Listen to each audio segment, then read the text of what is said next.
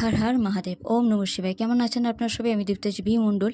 আজ নিয়ে চলে এসেছি এমন একটা ভিডিও যেটা আপনাদের এটা জানান দেবে যে মানি যদি না আসে, মানে টাকা পয়সা যদি না আসে, তাহলে অবশ্যই মাতা রানী যাওয়ার আগেই এইটা আপনাদের কাছে বলে গেলেন যে স্কোয়ারল স্কোয়ারল স্কোয়ারল এই মন্ত্র জপ করতে, স্কোয়ারল মন্ত্র জপ করতে, তাতে টাকার প্রবলেম বা কিংফিশার এই মন্ত্র জপ করলে আপনাদের টাকার প্রবলেম সলভ হবে। কারণ আপনাদের কাছে যে টাকা আছে সেটা চুরি করার ধান্দাতে কেউ আছে। তাই মা বলছেন, মাতা রানী বলছেন যে আপনারা খুব চোখ কান খুলে কাজবাজ করুন। টাকা চোট যাওয়া কিংবা কেউ প্রতারণা করে টাকা নিয়ে নেওয়া কিংবা টাকা হারিয়ে যাওয়া, বিশেষ করে চুরি যাওয়া, বাড়িতে কোনো চোরেরও উৎপাত হতে পারে।